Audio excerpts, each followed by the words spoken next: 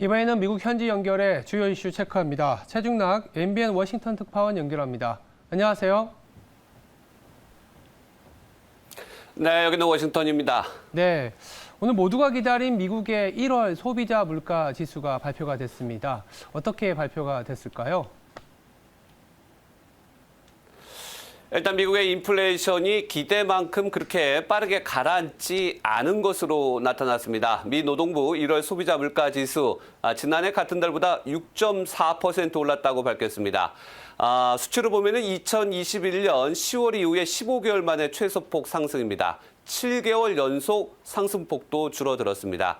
하지만 지난달 6.5%보다 0.1%포인트밖에 줄어들지 않았습니다.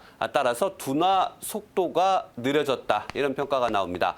무엇보다요, 전문가 전망치 6.2%보다도 높았습니다. 따라서 물가 상승세가 커졌다. 이런 분석이 나옵니다. 특히 전달보다도 0.5%나 올랐습니다. 12월 0.1%보다 상승폭을 크게 확대했습니다. 지난달 소비자 물가는 주택, 임차료 등 주거 비용이 끌어올린 것으로 나타났습니다. 1월 주거 비용 전월보다 0.7% 올라 전월 대비 전체 소비자 물가 지수의 거의 절반을 차지했습니다. 지난해와 비교해봐도 거의 60%입니다.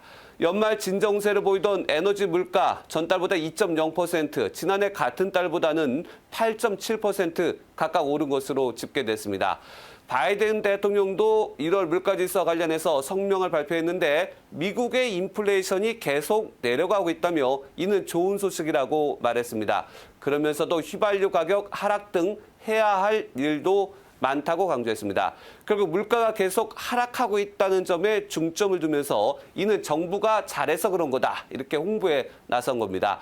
물가 하락 속도 둔화에 대해서는 남의 책임으로 돌렸습니다. 공화당이 부채 한도 협상을 거부했기 때문이라고 얘기를 했습니다. 인플레이션이 예상보다 이처럼 장기화될 수 있다는 가능성, 결국에는 연방준비제도가 올해 금리 인상도 계속 이어질 것이다. 이런 분석과 이어지고 있습니다.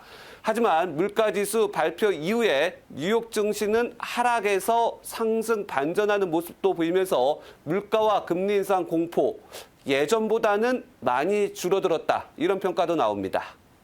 네. 한편 미국에서 최근 현대자동차와 기아차에 대한 절도 피해가 속속 보도가 되고 있는데요. 일부 대책도 나왔다고 합니다. 자세한 내용 부탁드립니다. 네, SNS를 통해서 현대차와 기아차를 훔치는 것을 무슨 놀이처럼 이렇게 자랑하는 영상들이 미국 내에서 상당히 많이 떠돌아다녔습니다. 따라서 이에 대한 대책을 내놨는데 현대자동차와 기아차가 미국 내 830만 대 차량에 대해서 소프트웨어 업그레이드를 하는 방식을 했습니다.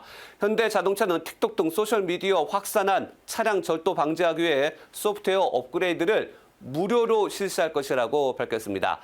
소프트웨어 업데이트가 완료되면 차량 같은 경우에는 시동 스위치에 열쇠가 꽂혀 있어야만 시동이 걸리게 됩니다.